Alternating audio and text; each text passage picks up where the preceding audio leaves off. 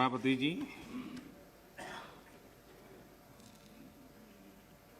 मैं राष्ट्रपति जी के प्रेरक उद्बोधन पर आभार प्रस्ताव की चर्चा में शरीक होने के लिए और राष्ट्रपति जी का धन्यवाद करने के लिए कुछ बातें प्रस्तुत करूंगा।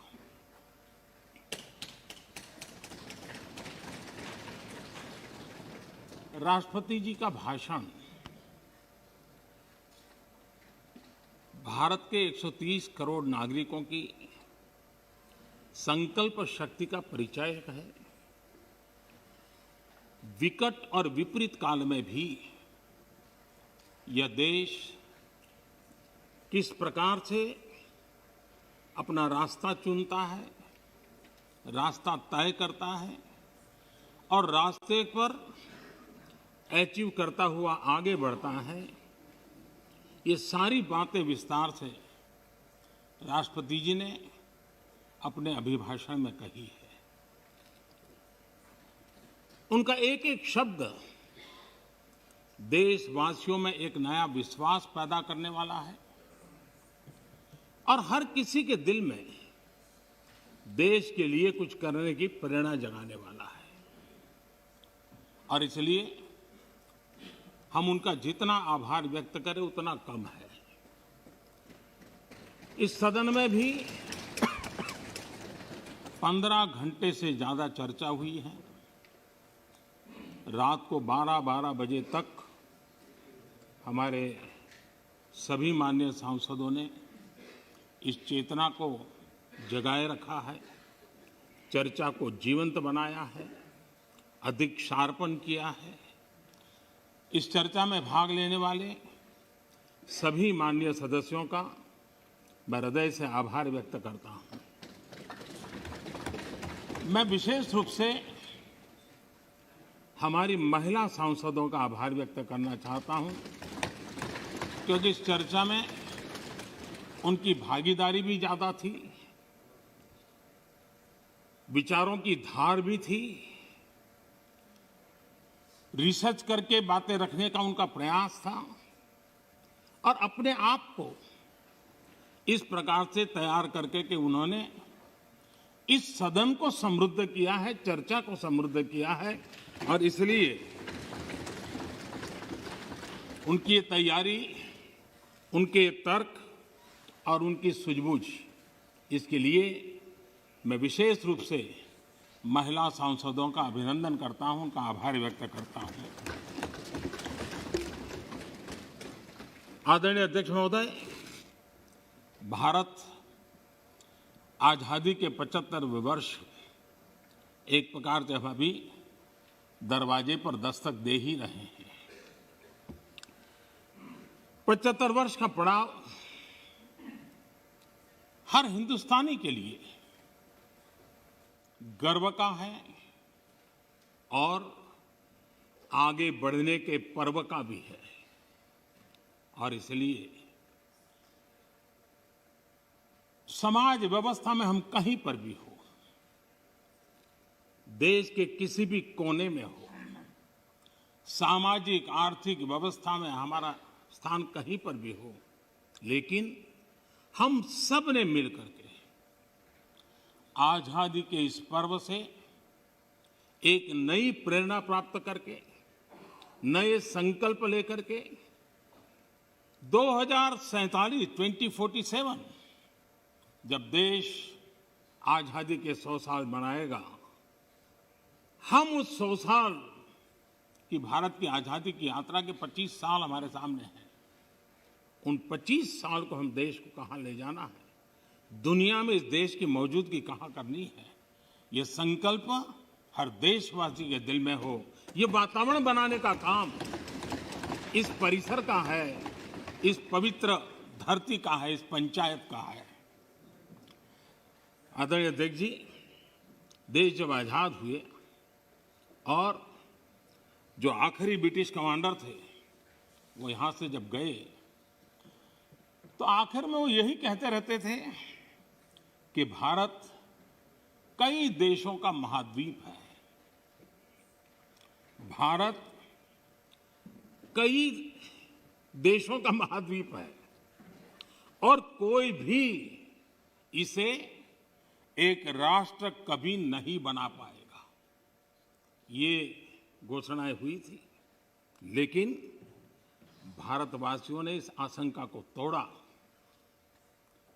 जिनके मन में ये प्रकार के शक थे उसको समाप्त कर दिया और हम हमारी अपनी जिजीविषा, अपनी सांस्कृतिक एकता, हमारी परंपरा आज विश्व के सामने एक राष्ट्र के रूप में खड़े हैं और विश्व के लिए आशा का किरण बन करके खड़े हुए हैं। ये 75 साल की हमारी यात्रा में हमने पाया। कुछ लोग ये कहते थे कि India was a miracle democracy. ये भ्रम भी हमने तोड़ा है। लोकतंत्र की हमारी रगों में, हमारे सांस में किस प्रकार से बुना हुआ है। हमारी हर सोच, हर पहल, हर प्रयास लोकतंत्र की भावना से भरा हुआ रहता है। इस बात को हमने अनेक चुनाव आए, अनेक सत्ता परिवर्तन आए, बड़ी आसानी से सत्ता परिवर्तन आए और परिवर्तित सत्ता व्यवस्था को भी सबने हृदय से स्वीकार करके आगे बढ़ाया।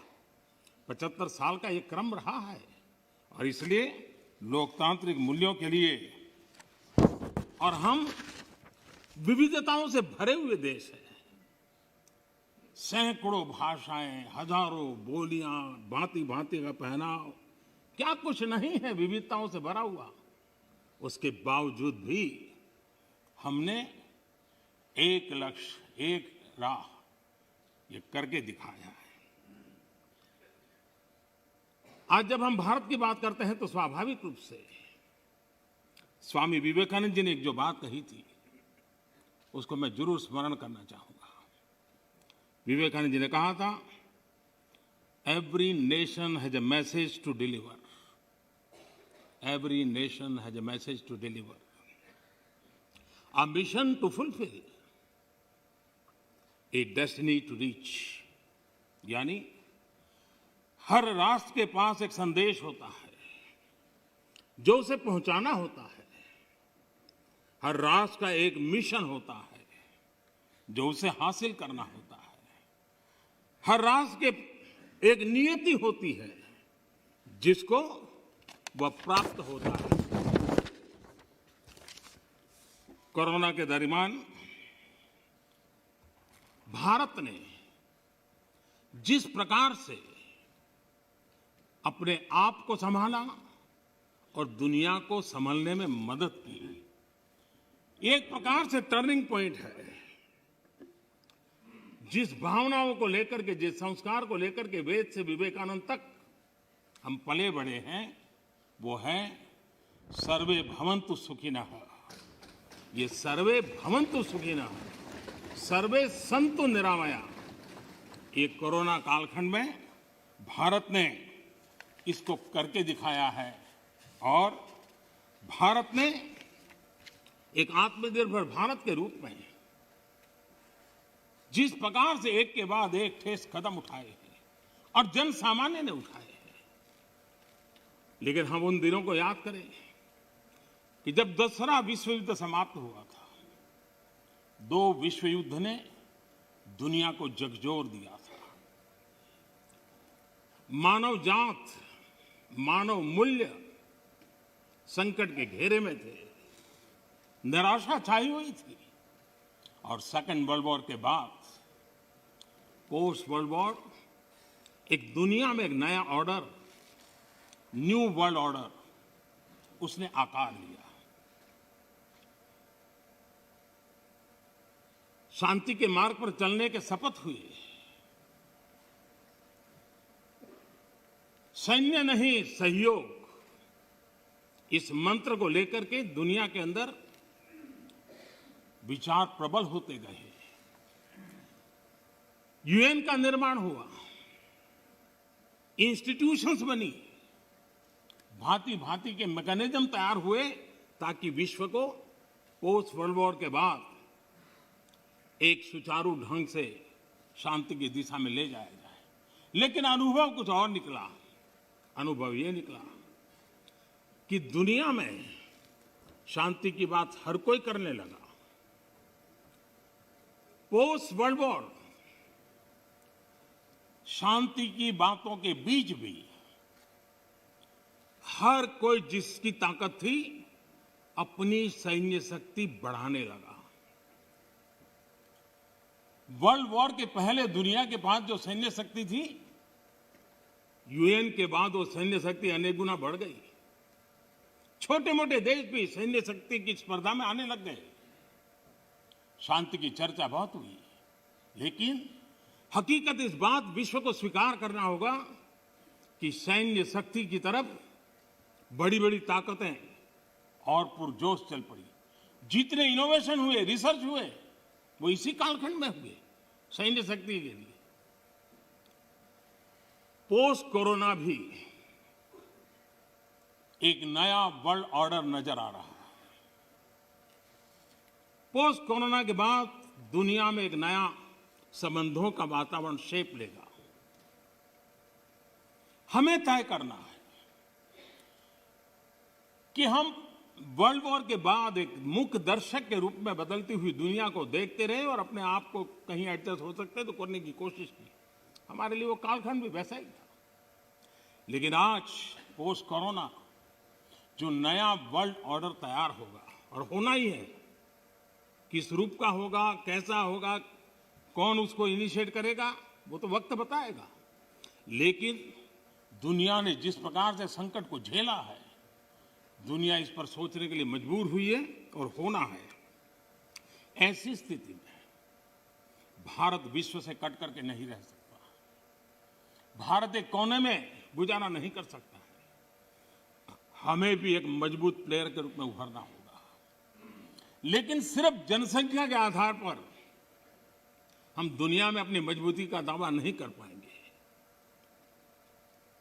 वो एक ताकत है, लेकिन इतनी ताकत मात्र से नहीं चलता है। नए वर्ल्ड ऑर्डर में भारत को अपनी जगह बनाने के लिए भारत को सशक्त होना पड़ेगा, समर्थ होना पड़ेगा, और उसका रास्ता है आत्मनिर्भर भारत। आज फार्मेसी में हम आत्मनिर्भर हैं, हम दुनिया के कल्याण के काम आते हैं। भारत जितना आत्मनिर्भर बनेगा और जिसकी रगों में सर्वे सुखिनः भवन्तु का मंत्र जड़ा हुआ है, वो जितना सामर्थ्यवान होगा, मानव जात के कल्याण के लिए, विश्व के कल्याण के लिए एक बहुत बड़ी भूमिका अदा कर सकेगा। और इसलिए हमारे लिए आवश्यक है कि हम आत्मनिर्भर भारत इस विचार को बल दें और ये हम मान के चलें। ये किसी शासन व्यवस्था का विचार नहीं है, ये किसी राजनेता का विचार नहीं है। आज हिंदुस्तान के हर कोने में वोकल फॉर लोकल सुनाई दे रहा है और लोग हाथ लगाते देखते हैं। लोकल, यह आत्मगौरव का भाव आत्मनिर्भर भारत के लिए बहुत काम आ रहा है।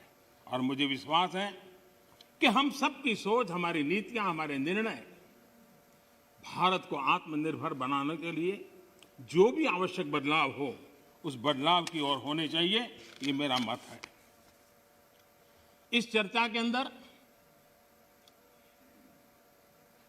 करीब करीब सभी माननीय सदस्यों ने कोरोना की चर्चा की है। हमारे लिए संतोष का विषय है, गर्व का विषय है कि कोरोना के कारण कितनी बड़ी मुसीबत आएगी। ये जो दुनिया में अनुमान लगाए गए थे, बहुत बड़े बड़े एक्सपर्ट ने अनुमान लगाए थे। भारत में भी एक भय का वातावरण पैदा करने के लिए भरसक प्रयास भी हुए थे और एक अननोन एनिमी था, तो विश्वास से कोई कुछ नहीं कह सकता था, विश्वास से कुछ कोई कर भी नहीं सकता था। एक ऐसे अननोन एनिमी के खिलाफ लड़ना था और इतना बड़ा देश, इतना थिकली पॉपुलेटेड देश, इतनी कम व्यवस्थाओं वाला देश, दुनिया को शक होना बड़ा स्वाभाविक भी था, क्योंकि विश्व के बड़े बड़े देश कोरोना के सामने घुटने टेक चुके थे। तब भारत कैसे टिक पाएगा? और भारत एक बार हालत खराब हो गई तो विश्व को कोई नहीं बचा पाएगा, ये समीकरण भी लोग लगा रहे थे। ऐसे में ये 130 करोड़ देशवासियों की डिसिप्लिन, उनका समर्पण, इसने आज हमें बचा के रखा है। क्रेडिट गोज टू 130 करोड़ हिंदुस्तानी, और इसका गौरवगान हमें करना चाहिए। भारत की पहचान बनाने के लिए ये भी एक अवसर है। हम अपने आप को कोसते रह करके कहें दुनिया हमें स्वीकार करे, ये कभी संभव नहीं होता है। हम घर में बैठकर अपनी कमियों के साथ जूझेंगे, कमियों को ठीक करने का प्रयास करेंगे, लेकिन विश्वास के साथ विश्व के सामने जाने का तजुर्बा भी रखेंगे, तब जाकर के दुनिया हमें स्वीकार करे। अगर आप अपने बच्चों को घर में नहीं स्वीकार करते हो और चाहोगे मोहल्ले में बच्चा स्वीकार करे, कोई स्वीकार करे, कोई स्वीकार नहीं करता है। दुनिया का नियम है, और इसलिए हमें इस बात को करना चाहिए। श्रीमान मनीष तिवारी जी ने एक बात कही, उन्होंने कहा भाई भगवान की कृपा है तो कोरोना में हम बच गए।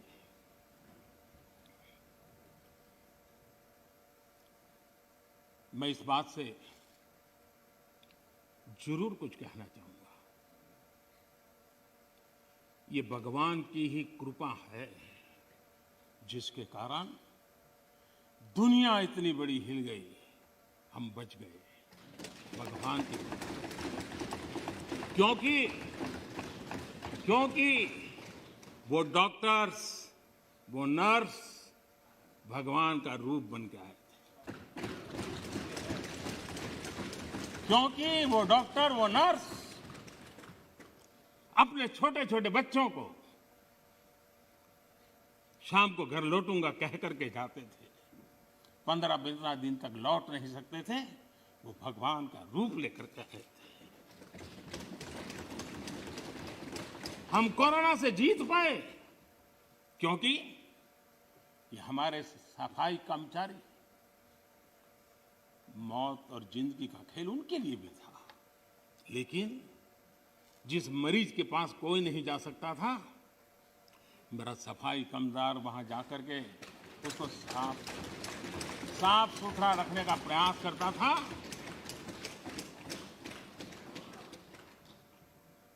भगवान का रूप ये सफाई कामदार के रूप में आया था। कोई एम्बुलेंस चलाने वाला ड्राइवर पढ़ा लिखा नहीं था, उसे पता था मैं जिसको लेके जा रहा हूं वो कोरोना पॉजिटिव है। वो एम्बुलेंस का ड्राइवर भगवान के रूप में आया था हजारों हिंदू, और इसलिए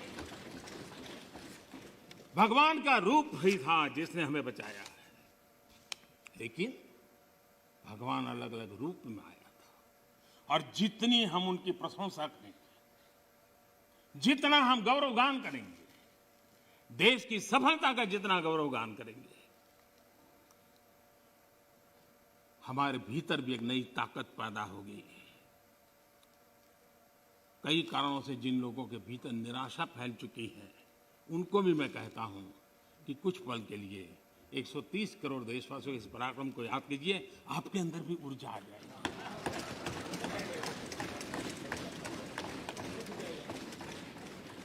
माननीय अध्यक्ष जी, इस कोरोना काल एक ऐसा कसौटी का काल था जिसमें सच्ची कसौटी तब होती थी जब संकट होता है। सामान्य स्थिति में बहुत जल्दी ध्यान में नहीं आता है। दुनिया, बड़े बड़े देश, कोरोना में जो हुआ वो तो है, लेकिन उन्होंने हर एक ने तय किया कि वे अपने नागरिकों को सीधे पैसे पहुंचाएंगे ताकि इस संकट की घड़ी में उनके नागरिकों को मदद मिले। आपको जानकर के ताज्जुब होगा, दुनिया के बहुत सारे देश उस कोरोना, लॉकडाउन, कर्फ्यू, आशंका, इस वातावरण के कारण चाहते हुए भी खजाने में पाउंड और डॉलर के ढेर होने के बावजूद भी अपने नागरिकों तक नहीं पहुंचा पाए। बैंक बंद, पोस्ट बंद, व्यवस्थाएं बंद, कुछ नहीं कर पाए। इरादा था, घोषणाएं भी हुई। ये हिंदुस्तान है कि जो इस कोरोना कालखंड में भी करीब करीब 75 करोड़ से अधिक भारतीयों को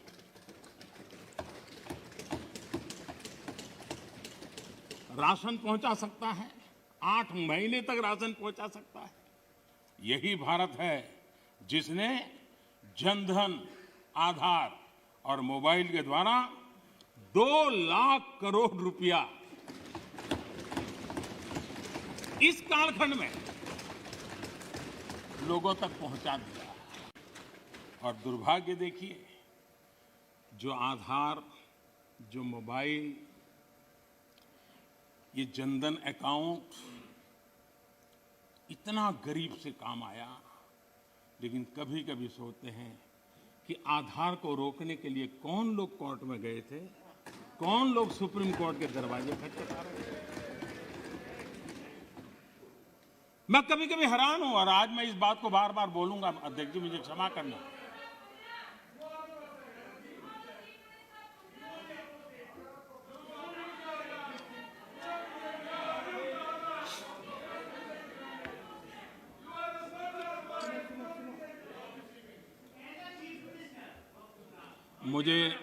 मुझे 1 मिनट का विराम देने के लिए मैं आपका बहुत आभारी हूं।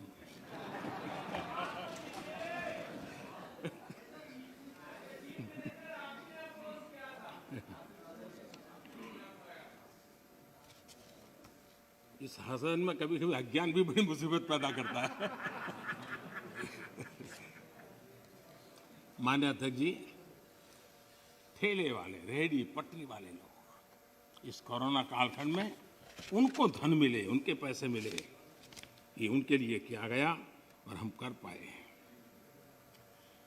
आदरणीय अध्यक्ष जी, हमारी अर्थव्यवस्था इस कालखंड में भी हमने रिफॉर्म का सिलसिला जारी रखा और हम इस इरादे से चले कि भारत जैसे अर्थव्यवस्था को उबारने के लिए, बाहर लाने के लिए हमने कुछ महत्वपूर्ण कदम उठाने पड़ेंगे। और आपने देखा होगा, डे 1 से अनेक विधि से रिफॉर्म के कदम हमने उठाए और इसका परिणाम है आज ट्रैक्टर हो, गाड़ियां हो, उसका रिकॉर्ड सेल हो रहा है। आज जीएसटी का कलेक्शन एवर हाईएस्ट हुआ है। ये सारे आंकड़े हमारी अर्थव्यवस्था में जोश भर रही है। ये दिखाया जा रहा है कि नए जोश के साथ भारत की अर्थव्यवस्था उभर रही है। ये हम दिखता है। और दुनिया के जो लोग हैं उन्होंने ये अनुमान भी लगाया है कि करीब करीब 2 डिजिट वाला ग्रोथ अवश्य होगा। 2 डिजिटल ग्रोथ की संभावनाएं सभी पंडितों ने कही है और मुझे विश्वास है कि इसके कारण इस संकट के काल से भी, मुसीबतों के बीच से भी देशवासियों की अपेक्षा के अनुसार देश प्रगति करेगा। आदरणीय अध्यक्ष महोदय, इस कोरोना काल में 3 कृषि कानून भी लाए गए। ये कृषि सुधार का सिलसिला बहुत ही आवश्यक है, महत्वपूर्ण है और बरसों से जो हमारा कृषि क्षेत्र चुनौतियां महसूस कर रहा है, उसको बाहर लाने के लिए हमने निरंतर प्रयास करना ही होगा और उस करने की दिशा में हमने एक ईमानदारी से प्रयास किया है। जो भावी चुनौतियां, जिसको कई विद्वानों ने कहा हुआ है, कोई मेरे शब्द नहीं है, कृषि क्षेत्र की इन भावी चुनौतियों को हमने अभी से डील करना पड़ेगा और उसको करने की दिशा हमने प्रयास किया है। मैं एक देख रहा था कि यहां पर जो चर्चा हुई और विशेष करके हमारे जो कांग्रेस के साथियों ने चर्चा की, मैं ये तो देख रहा था कि वो इस कानून के कलर पर तो बहुत बहस कर रहे थे। ब्लैक है कि व्हाइट है, ब्लैक है कि व्हाइट है। अच्छा होता उसके कंटेंट पर चर्चा करते, अच्छा होता उसके इंटेंट पे चर्चा करते, ताकि देश के किसानों को भी सही चीज पहुंच सकती थी। और मुझे विश्वास है, दादा ने भी भाषण किया और मुझे लगता है कि दादा तो बहुत अभ्यास करके आए होंगे, बहुत अच्छी बात बताएंगे, लेकिन वो ज्यादातर प्रधानमंत्री और उनके साथी बंगाल में यात्रा क्यों कर रहे हैं, कैसे कर रहे हैं, कहाँ जा रहे हैं, उसी में लगे रहे। तो दादा के ज्ञान से हम इस बार वंचित रह गए। खैर, चुनाव के बाद अगर आपके पास मौका होगा तो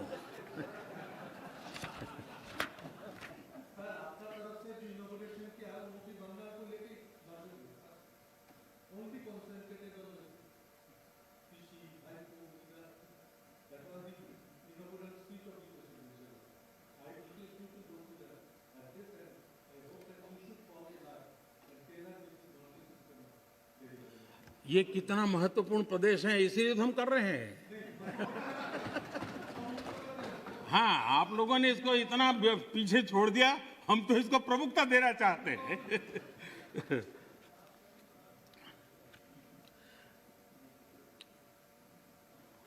हम एक बात समझें,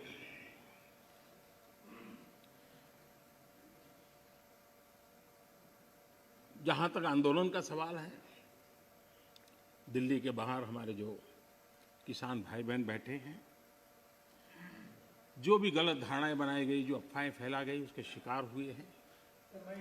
लेकिन मेरा पूरा भाषण बोलने के बाद सब कीजिए, आपको मौका मिला था।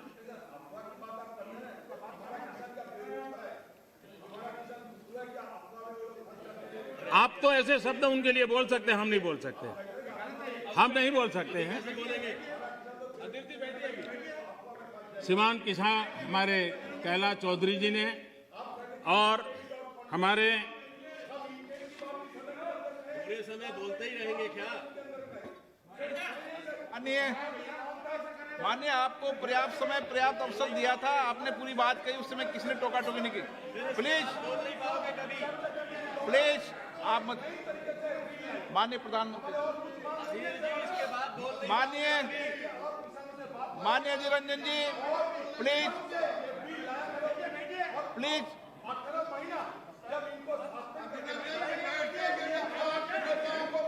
माननीय Adhir Ranjan ji, please please please please please please please. देखिए, मैं कितनी सेवा करता हूं आपकी। आपको जहां रजिस्टर करवाना था, हो गया।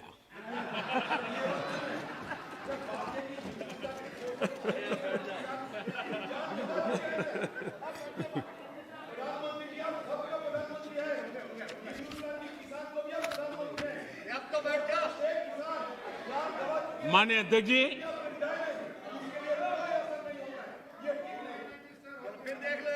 माननीय अध्यक्ष जी, आंदोलन कर रहे सभी किसान साथियों की भावनाओं का ये सदन भी और ये सरकार भी आदर करती हैं, आदर करती रहेगी। और इसीलिए सरकार के वरिष्ठ मंत्री, जब ये आंदोलन पंजाब में था तब भी और बाद में भी, लगातार उनसे वार्ता कर रहे हैं, किसानों के प्रति सम्मान भाव के साथ कर रहे हैं, आदर भाव के साथ कर रहे हैं। और इसलिए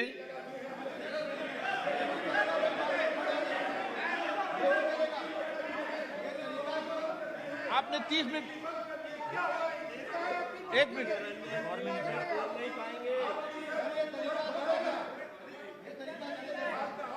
आपका कोई रिकॉर्ड में, जरा बैठिए।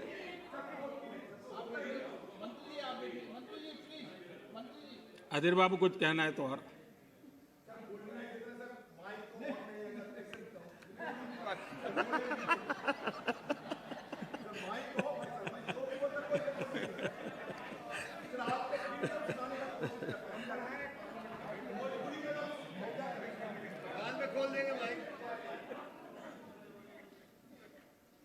माननीय अध्यक्ष जी,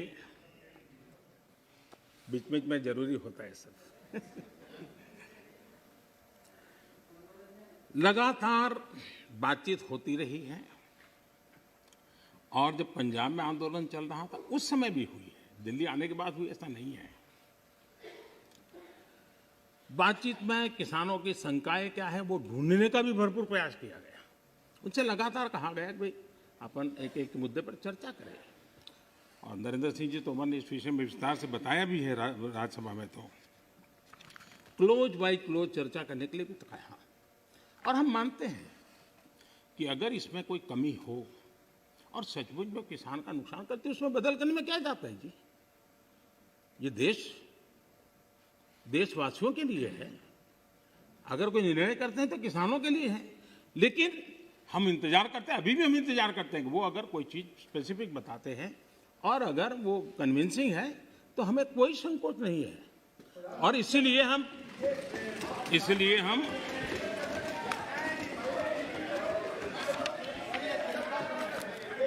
जब शुरू में जब वो पंजाब में थे, आपने अपनी बात कह चुके हैं।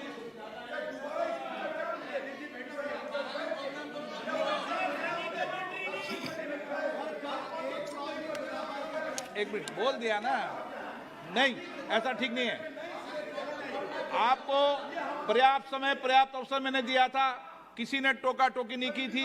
नहीं माननीय सुरेश जी, प्लीज बैठिए, प्लीज। नो, ये तरीका नहीं है, नहीं, no.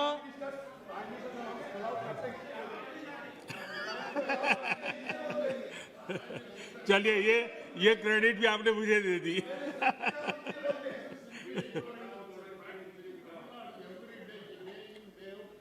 Mister Balu, please please.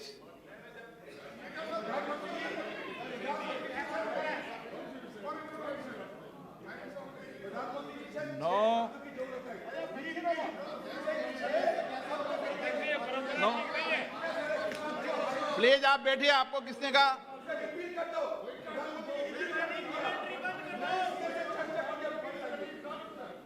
PR Balu ji, please please please please, आपको मैं पर्याप्त समय पर्याप्त अवसर देता हूं। Please please sit down. माननीय प्रधानमंत्री जी, आपका कोई नोट नहीं हो रहा। माननीय प्रधानमंत्री,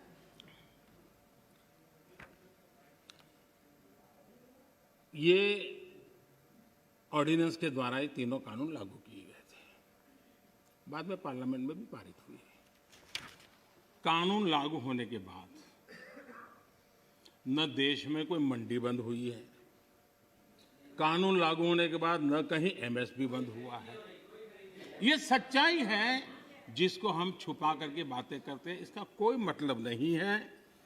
इतना ही नहीं, एमएसपी की खरीदी भी बढ़ी है और ये कानून नए बनने के बाद बढ़ी है। और इसलिए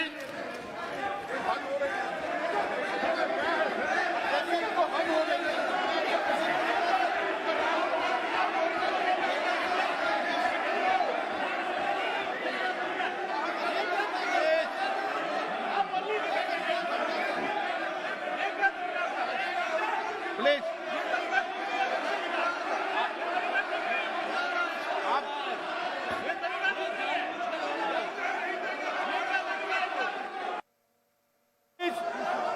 प्लीज, अधीर रंजन जी, प्लीज एक मिनट बैठिए, बैठिए बैठिए बैठिए, आसन पे बैठिए।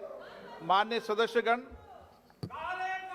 मैंने इस विषय पर आपको सभी माननीय सदस्यों को पर्याप्त समय पर्याप्त अवसर दिया था। जब कोई भी प्रतिपक्ष का माननीय नेता या सदस्य बोलता था तो मैंने सभी से कहा कि सब बात ध्यान से सुने, किसी को टोका टोकी नहीं करे। और रात्रि को 1 बजे तक, जब तक सदन में अंतिम वक्ता था, मैंने पर्याप्त समय दिया है।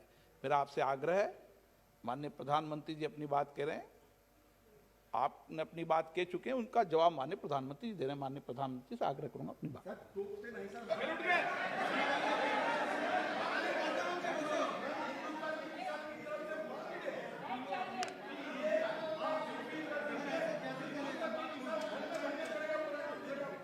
प्रधानमंत्री, माननीय अध्यक्ष जी,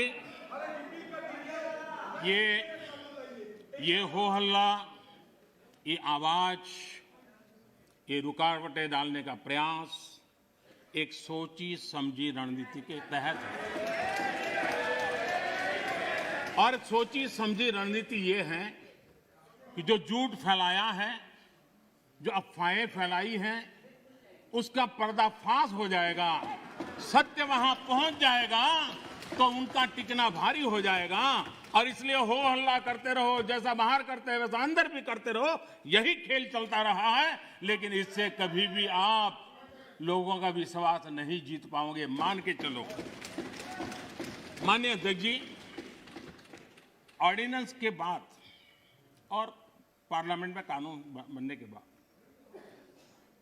किसी भी किसान से मैं पूछना चाहता हूं कि पहले जो हक उनके पास थे, जो व्यवस्थाएं उनके पास थी, उसमें से कुछ भी इस नए कानून ने छीन लिया है क्या? इसकी चर्चा, उसका जवाब कोई देता नहीं है। सब कुछ वैसा का वैसा वो है पुराना। क्या हुआ है? एक अतिरिक्त विकल्प व्यवस्था मिली है, वो भी क्या कंपलसरी है? किसी कानून का विरोध तो तब मायना रखता है कि जब वो कंपलसरी हो। ये तो ऑप्शनल है। आपको मर्जी पड़े यहां जाना है जाइए, आपको मर्जी पड़े वहां नहीं जाना है वहां जाइए, जहां ज्यादा फायदा हो वहां किसान चला जाए, ये व्यवस्था की गई है। और इसलिए प्लीज अधीर रंजन जी, अब ज्यादा हो रहा है। अधीर रंजन जी प्लीज, अब ज्यादा हो रहा है, अब ज्यादा हो रहा है। मैं आपका रिस्पेक्ट करने वाला इंसान हूं और मैंने पहले कह दिया, आपने जितना किया, जहां रजिस्टर होना हो गया। और बंगाल में भी टीएमसी से ज्यादा पब्लिसिटी आपको मिल जाएगी। बाबा क्यों इतना? हाँ दादा, देखो मैं बता दिया, चिंता मत करो, मैंने बता दिया।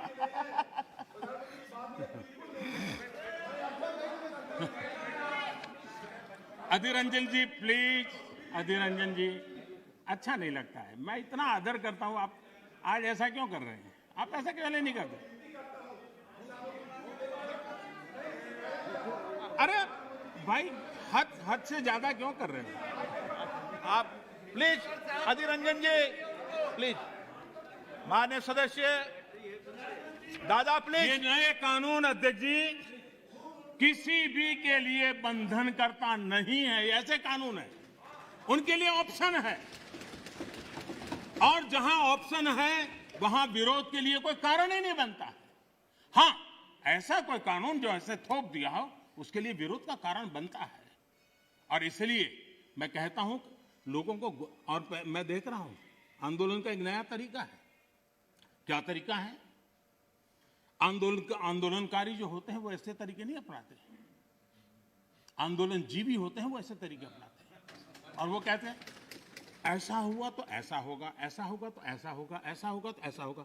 अरे भाई, जो कुछ हुआ ही नहीं, जो होना नहीं है, उसका भय पैदा कर करके, और पिछले कई सालों से लगातार सुप्रीम कोर्ट का एक जजमेंट आ जाए, कोई निर्णय नहीं हुआ है, और एकदम से तूफान खड़ा कर दिया जाए, आग लगा दी जाए देश में।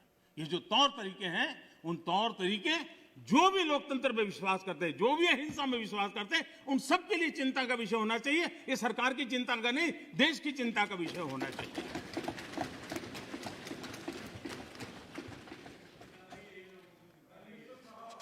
इस प्लीज बाद में समय मिलेगा आपको। नो। माननीय अध्यक्ष जी प्लीज, ये तरीका ठीक नहीं। माननीय अध्यक्ष जी, आप समझ,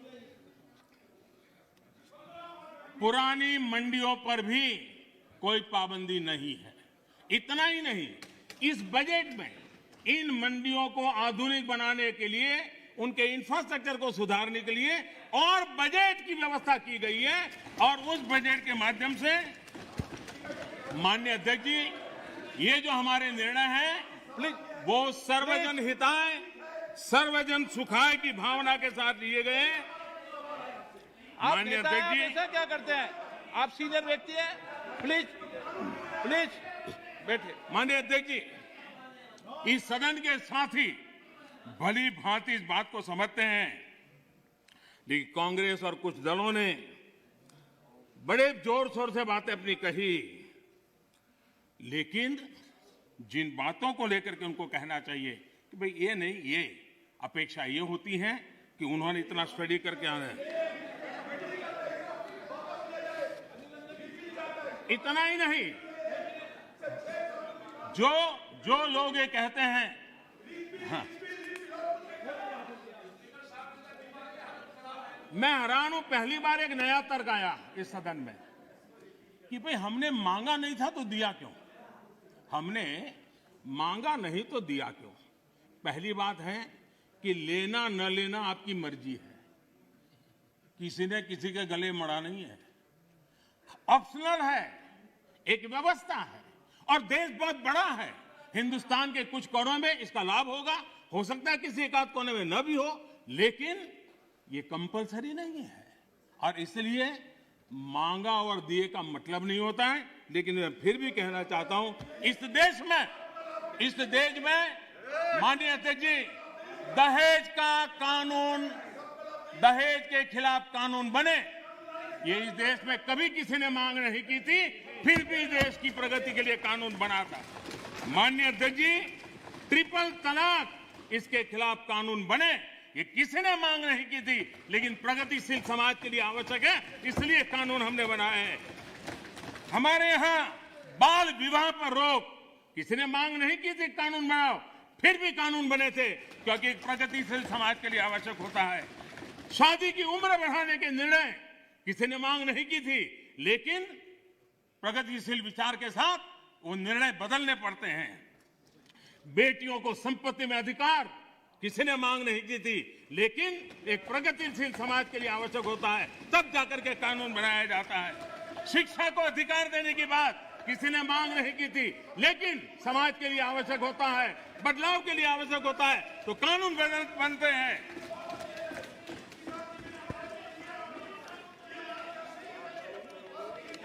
क्या कभी भी इतने सुधार हुए, बदलते हुए समाज ने इसको स्वीकार किया कि नहीं किया, ये दुनिया पूरी तरह जानती है। माननीय अध्यक्ष जी, आप जानते हैं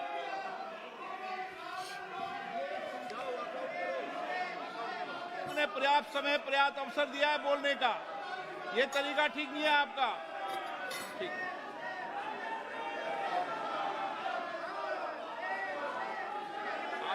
आप दे दीजिए। ध्यान दीजिए।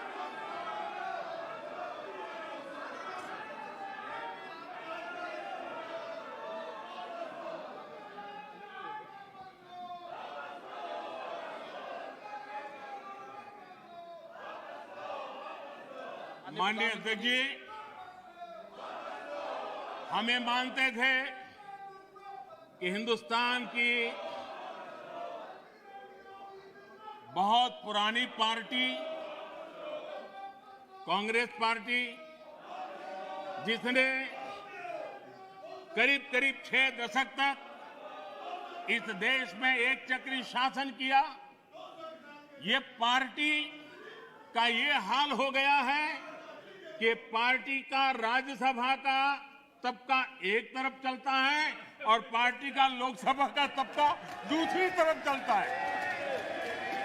ऐसी डिवाइडेड पार्टी, ऐसी कंफ्यूज पार्टी न खुद का भला कर सकती है, न देश की समस्याओं के समाधान के लिए कुछ सोच सकती है। इससे बड़ा दुर्भाग्य क्या हो सकता है? कांग्रेस पार्टी राज्यसभा में भी है, कांग्रेस पार्टी के वरिष्ठ नेता राज्यसभा में बैठे हैं, लेकिन वो एक बहुत आनंद और उमंग के साथ वाद विवाद करते हैं, विस्तार से चर्चा करते हैं, अपनी बात रखते हैं। और यही कांग्रेस पार्टी का दूसरा तबका अब समय तय करेगा। माननीय अध्यक्ष जी, ईपीएफ पेंशन योजना, हमें मालूम है कभी ऐसे केसेस मेरे सामने आया जब 2014 के बाद में आया बेटा, किसी को पेंशन 7 रुपए मिल रही थी, किसी को 25 रुपए, किसी को 50 रुपए, किसी को 250 रुपए, ये देश में चलता था। मैंने कहा भाई इन लोगों को ऑटो रिक्शा में वो पेंशन लेने जाने का भी खर्चा उससे ज्यादा होता होगा। किसी ने मांग नहीं थी, किसी मजदूर संगठन ने मुझे आवेदन पत्र नहीं दिया था। माननीय अध्यक्ष जी, उसमें से बाहर ला करके मिनिमम 1000 रुपए देने का निर्णय हमने किया था, किसी ने मांगा नहीं। मुझे किसी भी किसान संगठन ने इस देश के छोटे किसान को कुछ सम्मान पैसे मिले इसकी व्यवस्था किसी ने मांग नहीं की थी, लेकिन हमने प्रधानमंत्री सम्मान निधि योजना के तहत उनको हमने धन सामने से देना शुरू किया। माननीय अध्यक्ष जी, कोई भी आधुनिक समाज के लिए परिवर्तन बहुत आवश्यक होता है। हमने देखा है जिस प्रकार से उस कालखंड में विरोध होता था, लेकिन राजा राममोहन राय जी जैसे महापुरुष, ईश्वर चंद्र विद्यासागर जी जैसे महापुरुष, ज्योतिबा फुले जैसे महापुरुष, बाबा साहब आंबेडकर, कितने अनगिनत नाम हैं, उन्होंने समाज के सामने उल्टे प्रवाह में सामने होकर के समाज सुधार का बीड़ा उठाया था, व्यवस्थाएं बदलने के लिए बीड़ा उठाया। और कभी ने तो किसी ने जिम्मेवारियां लेनी होती है। ऐसी चीजों का शुरू में विरोध होता है, जब बात सत्य पहुंचता है तो लोग इसको स्वीकार भी कर लेते हैं। और हिंदुस्तान इतना बड़ा देश है, कोई भी निर्णय 100% सबको स्वीकार्य हो, ऐसा संभव ही नहीं हो सकता है। ये देश विविधताओं से भरा हुआ है। किसी एक जगह पे वो बहुत लाभ करता होगा, किसी जगह पे कम लाभ करता होगा, किसी जगह पे जो पहले के लाभ हो उसको वंचित करता होगा। लेकिन ऐसी तो कितने बड़े देश में व्यवस्था नहीं हो सकती है कि हम उसमें कोई, लेकिन एक लार्जर इंटरेस्ट, देश में निर्णय जो होते हैं लार्जर, सर्वजन हिताय सर्वजन सुखाय निर्णय होते हैं और उसको लेकर के हम काम करते हैं। माननीय अध्यक्ष जी, ये सोच के साथ मेरा विरोध है। जब ये कहा जाता है मांगा था क्या हम सामंतशाही हैं क्या कि देश की जनता याचक की तरह हमसे मांगे, उनको मांगने के लिए मजबूर करें? ये मांगने के लिए मजबूर करने वाली सोच लोकतंत्र की सोच नहीं हो सकती। माननीय अध्यक्ष, सरकारें संवेदनशील होनी चाहिए। लोकतांत्रिक तरीके से जनता की भलाई के लिए सरकार ने जिम्मेवारियां लेकर के आगे आना चाहिए। और इसलिए इस देश की जनता ने आयुष्मान योजना नहीं मांगी थी, लेकिन हमें लगा कि गरीब की बीमारी में बचाना है तो आयुष्मान भारत योजना लेकर के जाना चाहिए। इस देश के गरीब ने बैंक अकाउंट के लिए कोई जुलूस नहीं निकाला था, कोई मेमोरेंडम नहीं भेजा था। हमने जनधन योजना की थी और हमने इस जनधन योजना से उसके खाते खोले थे। किसी ने भी स्वच्छ भारत की मांग किसने की थी? लेकिन देश ने के सामने स्वच्छ भारत लेकर के गए, मामला चल पड़ा।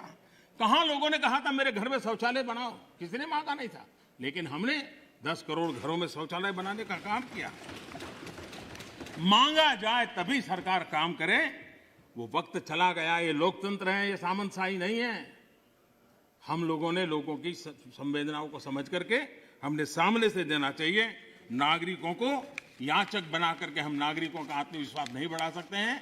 हमने नागरिकों को अधिकार देने के दिशा में आगे बढ़ते रहना चाहिए। नागरिक को याचक बनाने से नागरिक का आत्मविश्वास खत्म हो जाता है। नागरिक का सामर्थ्य पैदा करने के लिए, उसका आत्मविश्वास पैदा करने के लिए हमारे कदम होने चाहिए और हमने इस दिशा में कदम उठाए हैं।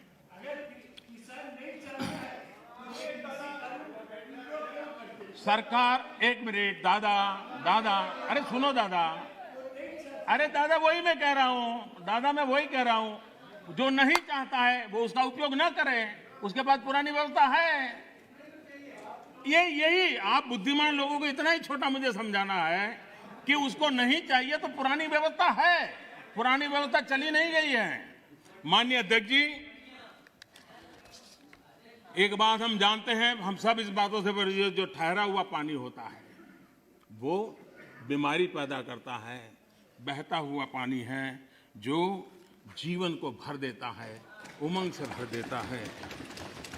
जो चलता है चलता रहे, चलने दो, अरे यार कोई आएगा तो करेगा, ऐसे थोड़ा चलता है। ये जिम्मेवारियां लेनी चाहिए, देश की आवश्यकता के अनुसार निर्णय करने चाहिए। स्टेटस को, देश को तबाह करने में ये भी एक मानसिकता ने बहुत बड़ा रोल किया है। दुनिया बदल रही है, कब तक हम स्टेटस को ऐसे ही करते रहेंगे तो मैं समझता हूं कि स्थितियां बदलने वाली नहीं है। और इसलिए देश की युवा पीढ़ी ज्यादा इंतजार नहीं कर सकती है। लेकिन आज मैं घटना सुनाना चाहता हूं और जरूर उससे हमें ध्यान में आए कि स्टेटस को के कारण होता क्या है। ये करीब 40-50 साल पुरानी घटना का किस्सा है। मैंने कभी किसी से सुना था इसलिए उसकी तारीख वारीख में इधर उधर हो सकता है, लेकिन जो मैंने सुना था, जो मेरी स्मृति में है, वो मैं बता रहा हूं। 60 के दशक में तमिलनाडु में राज्य के कर्मचारियों के तनख्वाह बढ़ाने के लिए कमीशन बैठा था और राज्य के कर्मचारियों का वेतन बढ़े, इसके लिए उस कमीशन का काम था। उस कमेटी के चेयरमैन के पास एक लिफाफा आया, टॉप सीक्रेट लिखा हुआ था। उन्होंने देखा तो उसके अंदर एक अर्जी थी और उसने लिखा था कि मैं बहुत साल से सिस्टम में काम कर रहा हूं, ईमानदारी से काम कर रहा हूं, लेकिन मेरी तनख्वाह बढ़ नहीं रही है, मेरी तनख्वाह बढ़ाई जाए। ये उसने चिट्ठी लिखी थी। तो चेयरमैन ने जिसने चिट्ठी लिखी उसको लिखा, भाई तुम हो कौन, क्या है पद, क्या है वगैरह। तो उसने फिर जवाब लिखा दूसरा कि मैं सरकार में जो मुख्य सचिव का कार्यालय है वहां सीसीए के पद पर बैठा हूं, मेरे पास सीसीए के पद पर मैं काम कर रहा हूं। तो इनको कहा, भाई ये सीसीए क्या होता है, कुछ पता तो है नहीं, ये सीसीए कौन होता है। तो उन्होंने दोबारा चिट्ठी लिखी, भाई हमारे तो पूरे उसमें सीसीए शब्द हमने कहीं देखा नहीं, पढ़ा नहीं, ये है क्या, हमें बताओ। तो उसने कहा, साहब मैं बंधा हुआ हूं कि 1975 के बाद ही इसके विषय में मैं जिक्र कर सकता हूं, अभी नहीं कर सकता हूं। तो फिर चेयरमैन ने उनको लिखा कि फिर ऐसा करो भाई, 75 के बाद जो भी कमीशन बैठे वहां जाना, मेरा सर क्यों खा रहे हो। तो उसको लगा ये तो मामला बिगड़ गया। तो उसको लगा, तो कहना ठीक है साहब, मैं बता देता हूं मैं कौन हूं। तो उसने उनको चिट्ठी लिख के बताया कि साहब मैं जो हूं वो सीसीए के पद पर कई वर्षों से काम कर रहा हूं और मुख्य सचिव के कार्यभार। तो बोले सीसीए का मतलब होता है Churchill cigar assistant, Churchill cigar assistant, ये सीसीए का पद है जिस पर मैं काम करता हूं। अरे है क्या।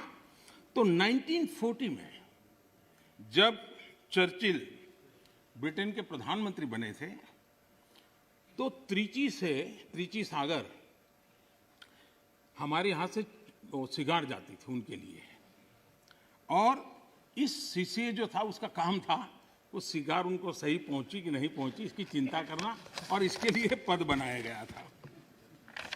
वो सिगार की सप्लाई होती थी।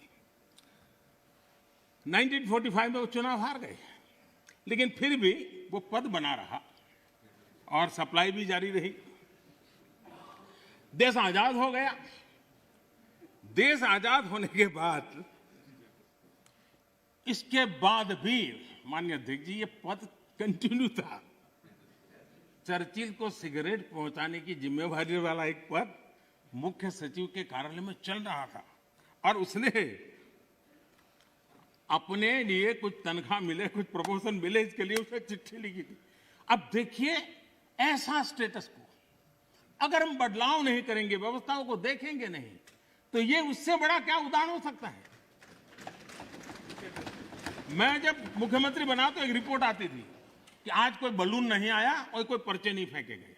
ये सेकंड वर्ल्ड वॉर के समय शायद शुरू हुआ होगा, अभी भी वो चलता था। यानी ऐसी चीजें हमारी व्यवस्था में घुसी हुई हैं। हमें लगता है कि भाई हम रिबन काटेंगे, दिया जलाएंगे, फोटो निकल जाएगी, हमारा काम हो गया। देश ऐसे नहीं चलता है। हमने जिम्मेवारी के साथ देश में बदलाव के लिए हर प्रकार की कोशिश करनी चाहिए। गलतियां हो सकती है, लेकिन इरादा अगर नेक हो तो परिणाम अच्छे मिलते भी हैं। हो सकता है एक आध में हमें ना भी मिले। आप देखिए हमारे देश में एक समय था कि किसी को अपना सर्टिफिकेट सर्टिफाई कराना है तो कॉर्पोरेटर, काउंसिलर उसके घर के बाहर सुबह क्यू लग जाती थी, और जब तक वो थप्पा न मारे, और मजा है कि वो तो नहीं मारता था, एक लड़का बाहर बैठता था, वो सिक्का मार देता था और देते। अब चल रहा था। मैंने कहा इसकी क्या मतलब है, हम भरोसा करें देश के नागरिक पर। मैंने आकर के वो अटेस्ट करने वाली सारी प्रथा को खत्म कर दिया, देश के लोगों को लाभ हुआ। हमने बदलाव के लिए काम करना चाहिए, सुधारों के लिए काम करना चाहिए। अब हमारे यहाँ इंटरव्यू होते थे, मैं अभी भी हैरान हूं जी।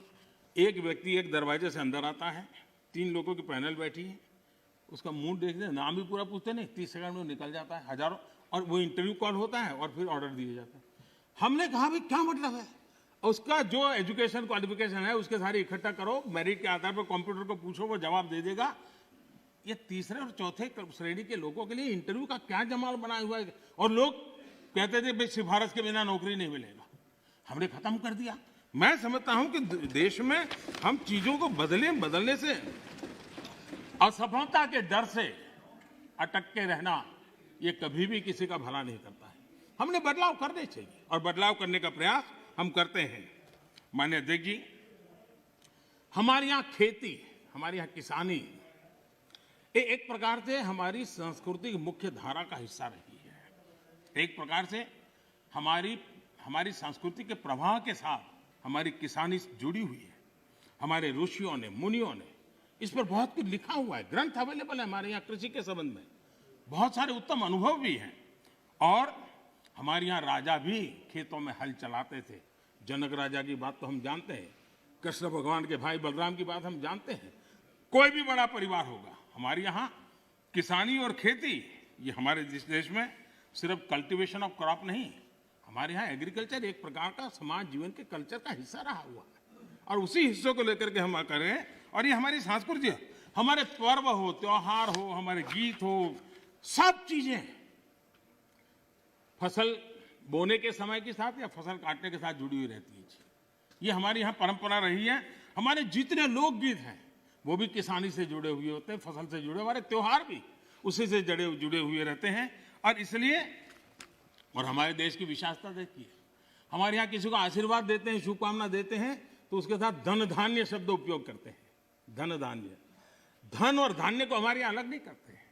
सिर्फ धान्य भी नहीं बोलता है कोई, सिर्फ धन भी नहीं होता, धन धान्य बोला जाता है। हमारे यहाँ धान्य का ये मूल्य, ये महत्व समाज जीवन का हिस्सा है। और जो स्थितियां बदली हैं तो हमने भी उसको फिर से एक पटरी पर लाने के लिए प्रयास करने की आवश्यकता है।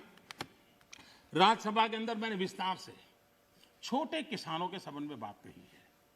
और देश का 80-85% वर्ग, इसको हम उपेक्षित रख करके देश का भला नहीं कर सकते।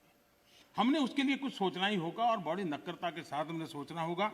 और मैंने गिन करके बताया है कि छोटे किसानों की कैसी उपेक्षा हुई है, किसानों के नाम पे हुई है। उसमें एक बदलाव बहुत जरूरी है। और आपको भी, ये छोटा किसान जाग जाएगा तो जवाब आपको भी देना पड़ेगा, ये मैं पूरी तरह समझता हूं। हमारे यहाँ जैसे जैसे आबादी बढ़ रही है, जमीन का टुकड़ा छोटा होता जा रहा है, परिवार के अंदर जमीन जो है बढ़ जाती है। चौधरी चरण सिंह जी ने तो एक जगह पे ये कहा हुआ है कि हमारे यहाँ किसान इतना जमीन की मालिकी उसकी कम हो रही है कि वो स्थिति ऐसी आएगी कि वो अपने खेत में ही ट्रैक्टर को टर्न करना होगा तो नहीं कर पाएगा, इतना भी जमीन का टुकड़ा होगा। चौधरी चरण सिंह जी के शब्द है। तो ऐसी जब चिंता हमारे इन महापुरुषों ने हमारे सामने की है तो हमें भी तो कुछ न कुछ व्यवस्थाएं करनी होगी। हमें ये आजादी के बाद हमारे देश में 28% खेतर मजदूर थे, 28% लैंडलेस लेबरर थे। 10 साल पहले जो सेंसस हुआ उसमें ये जनसंख्या, खेती दर संख्या 28 से 55% हो गई। अब ये किसी भी देश के लिए चिंता का विषय होना चाहिए कि 28 से हमारा खेतर मजदूर 55% पर पहुंच गया है। और जमीन कम होने के कारण, खेती से जो रिटर्न मिलना चाहिए वो नहीं मिलने के कारण उसके जीवन में ये मुसीबत आई है। और वो मजदूरी करने पर, किसी और के खेत में जाकर के मजदूरी होने पर मजबूर हो गया है। और दुर्भाग्य है कि हमारे देश में खेती में निवेश जो होना चाहिए वो नहीं हो रहा है। सरकार उतना कर नहीं पा रही है, राज्य सरकारें भी नहीं कर पा रही हैं, और किसान खुद भी नहीं कर पा रहा है। जो कुछ भी उसको निकलता है बच्चों को पालने में और पेट भरने में उसका चला जाता है। और इसलिए निवेश की बहुत बड़ी आवश्यकता है। जब तक हम निवेश नहीं लाएंगे, जब तक हम हमारी खेती को आधुनिक नहीं करेंगे, हम जब तक छोटे से छोटे किसान की भलाई के लिए व्यवस्थाएं विकसित नहीं करेंगे, हम देश के एग्रीकल्चर सेक्टर को ताकतवर नहीं बना सकते हैं। और इसलिए हमारा किसान आत्मनिर्भर बने, उसको अपनी उपज बेचने की आजादी मिले, उस दिशा में हमने काम करने की आवश्यकता है। और हमारा किसान सिर्फ गेहूं और चावल वहां सीमित रहे उससे भी बात बनने वाली नहीं है। दुनिया में मार्केट क्या है, आज उसके रिसर्च हो रहे हैं। उस प्रकार की चीजों का उत्पादन करे और वो चीजें दुनिया के बाजार में बेचे। भारत की आवश्यकता है हम बाहर से चीजें न लाए। मुझे याद है, मैं बहुत पहले जब यहाँ संगठन का काम करता था नॉर्थ पार्ट में, मुझे फारूक साहब के साथ भी काम करने का काफी मौका मिला है। तो मुझे हरियाणा का एक किसान अपने खेत में ले गया। उसने बड़ा आग्रह कहा तो मैं चला गया। छोटी सी जगह थी उसकी, 1-1.5-2 बीघा से जमीन होगी, लेकिन बड़ा प्रगति। तो उसने वो बड़े पीछे पड़ा, आइए आइए। मैंने कहा है क्या बात? मैं बोले एक बार आइए तो देखिए। तो मैं गया उसके यहाँ, करीब 30-40 साल पहले की बात है, 30 साल हो गए। उन्होंने क्या किया, दिल्ली के 5 स्टार होटल्स में जो चीजें सब्जियां वगैरह विदेशों से लाते थे, उसने उसका स्टडी किया। अगर उनको छोटे कॉर्न चाहिए, उनको छोटे टमाटर चाहिए, और उसने अपनी उस छोटी सी जगह में और रिस्ट्रिक्टेड वातावरण के अंदर लोगों की मदद लेके वो फसल पाया। और मजा है कि दिल्ली 5 स्टार के होटलों में उसका माल जाना शुरू हो गया। हमारे देश में थोड़ा सा बदलाव करें हम। अब हमने कभी सोचा है स्ट्रॉबेरी हम बाय एंड लार्ज मानते हैं कि वो ये ठंडे प्रदेशों का है। मैं देख रहा हूं जी कच्छ के रेगिस्तान में स्ट्रॉबेरी हो रही है। मैं देख रहा हूं जी मध्य प्रदेश के अंदर, उत्तर प्रदेश के अंदर, वहां स्ट्रॉबेरी हो रही है। बुंदेलखंड में जहां पानी की दिक्कत है।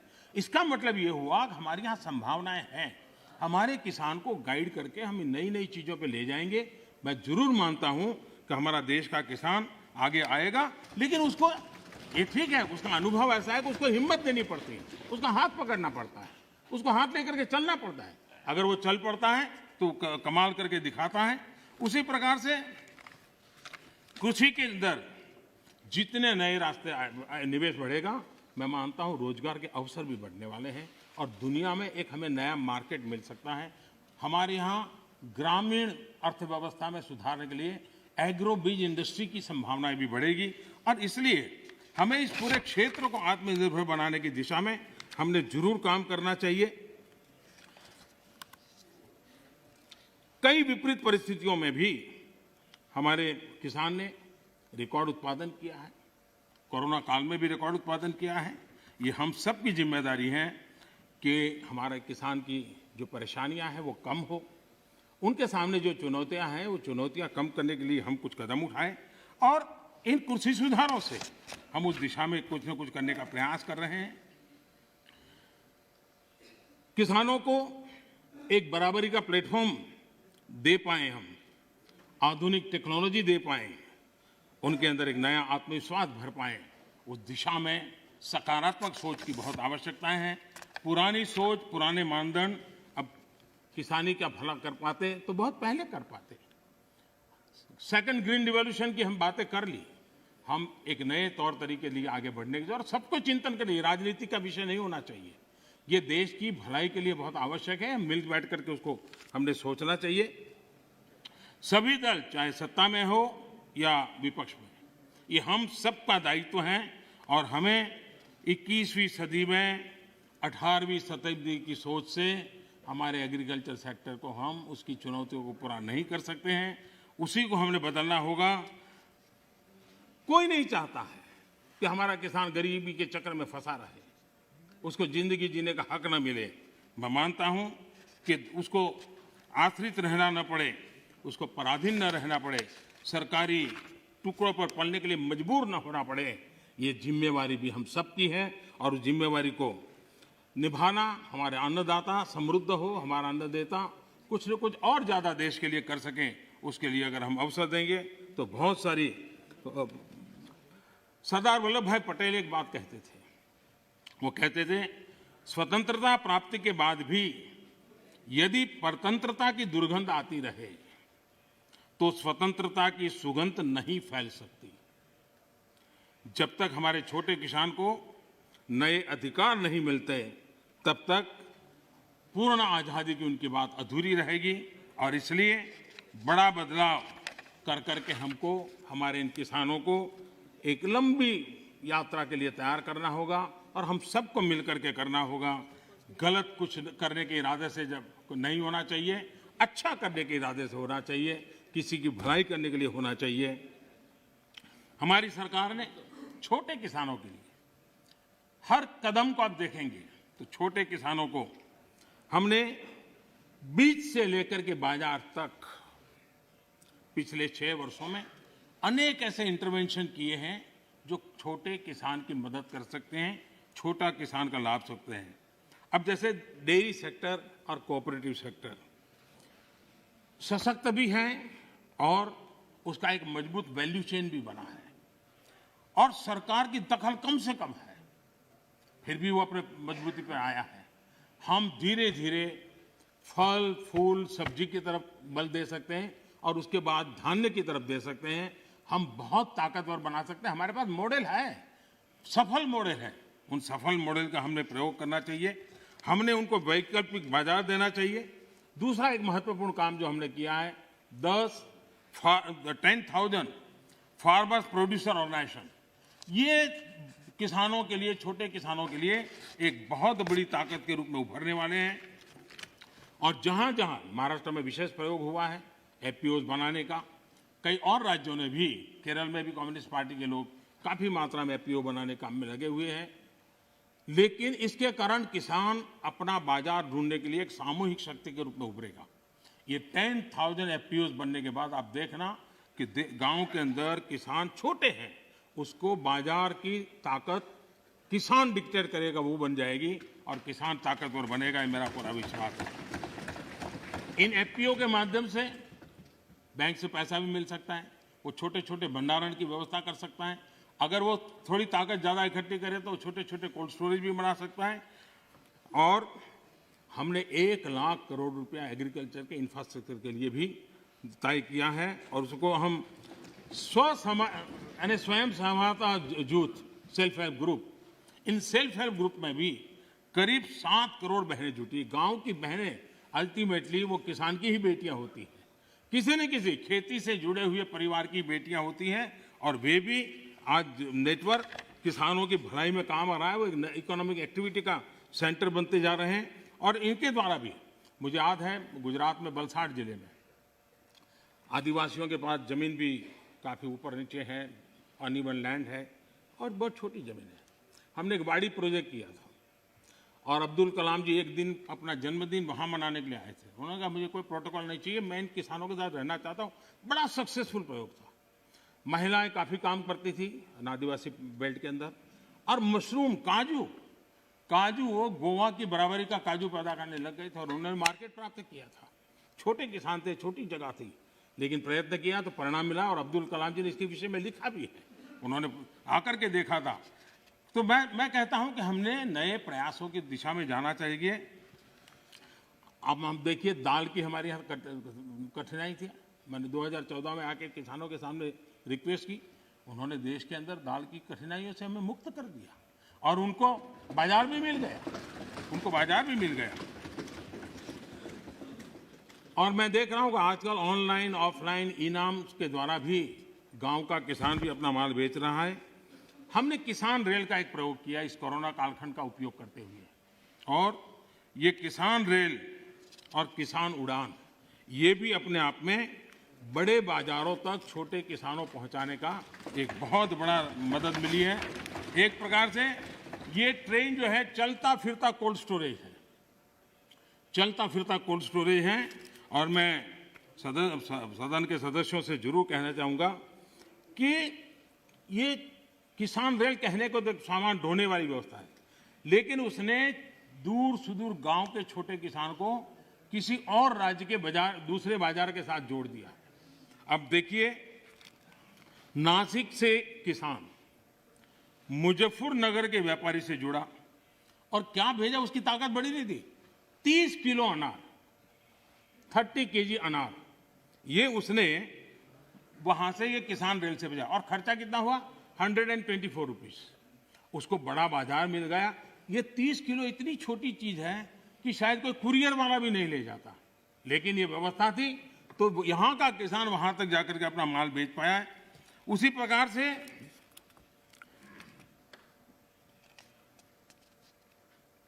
जो भी उसको सुविधा मिलती है, वो चाहे अंडे, मैंने देखा है कि एक अंडे किसी ने भेजे और अंडे भी उसको करीब 60 रुपया खर्चा हुआ भेजने का और उसके अंडे पहुंच गए, समय पर पहुंच गए, उसका माल बिक गया। देवलाली देवलाली का एक किसान 7 केजी उसकी कीवी उसको उसने दानापुर भेजने का खर्चा 60 रुपीज हुआ, लेकिन उसको 7 किलो की कीवी का अच्छा बाजार मिला और दूसरे राज्य पे जाकर के मिला। किसान रेल लगती छोटी बात है, लेकिन कितना बड़ा परिवर्तन कर सकती है, इसका हम नमूना देखते हैं। माननीय अध्यक्ष जी, चौधरी चरण सिंह जी ने एक किताब लिखी है, भारत की अर्थनीति।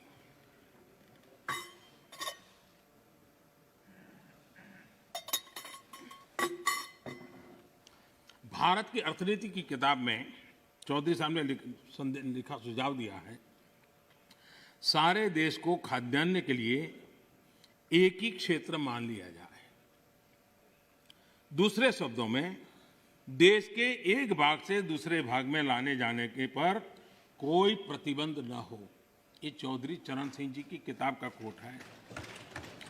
कृषि सुधारों, किसान रेल, मंडियों को इलेक्ट्रॉनिक प्लेटफॉर्म, ई-नाम, ये सारी चीजें हमारे देश के किसानों और से छोटे किसानों को एक बहुत बड़ा अवसर देने के प्रयास के भागरूप हो रहा है। माननीय अध्यक्ष जी, जो लोग इतनी बातें करते हैं, सरकार इतने सालों तक चलाई है, मैं ये नहीं मानता उनको किसानों की दिक्कत का पता नहीं था या उनको समझ नहीं थी। पता भी था, समझ भी थी, और उनको मैं उन्हीं की बात आज याद कराना चाहता हूं। ये मौजूद नहीं है, मैं जानता हूं, लेकिन देश के लिए समझना बहुत जरूरी है। मैं एक कोट पढ़ता हूं। The state took initiative to amend their state APMC Act in the year 2005 itself, providing for direct marketing, contract farming, setting up of a private market, consumer farmer markets, e-trading, and notified the rules in 2007 to implement the amended provision. In fact, 24 private markets have already come up in the state. ये किसने कहा था? ये APMC act बदल दिया है। इस बात को कौन गर्व से कह रहा था? 24 ऐसे बाजार बन चुके हैं, इसका गौरव कौन कर रहा था? डॉक्टर मनमोहन सिंह जी की सरकार के कृषि मंत्री श्रीमान शरद पवार जी गर्व की बात कर रहे हैं। ये उनका कोर्ट में कह रहा हूं।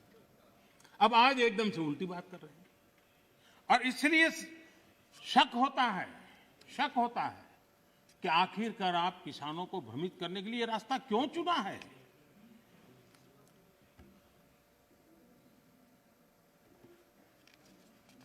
देश की मंडियां चल रहे हैं, सिंडिकेट और कीमतों को प्रभावित करने वाले नेक्सस में के बारे में जब उनको पूछा गया, उनको एक सवाल पूछा था कि ये नेक्सस है मंडियों वालों वगैरह का, तो क्या कहना है?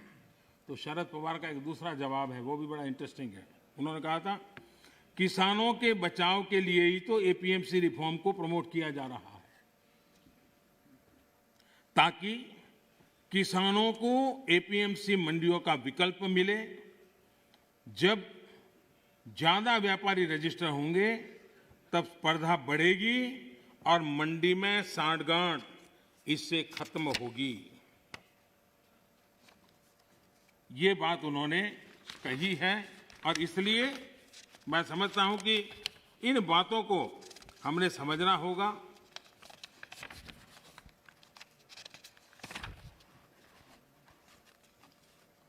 जहां इनकी सरकारें हैं अलग अलग, जो सामने बैठे हुए मित्रों की, उन्होंने भी कम अधिक मात्रा में इस कृषि क्षेत्र में रिफॉर्म करने का प्रयास किया भी है। और हम तो वो हैं जिन्होंने 1500 कानून खत्म किए थे। हम प्रोग्रेसिव पॉलिटिक्स में विश्वास करते हैं, हम रिग्रेसिव पॉलिटिक्स में जाना नहीं चाहते हैं।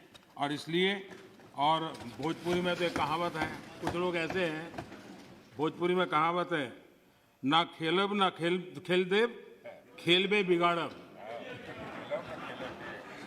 न खेलूंगा न खेलने दूंगा, मैं खेल को बिगाड़ के रखूंगा।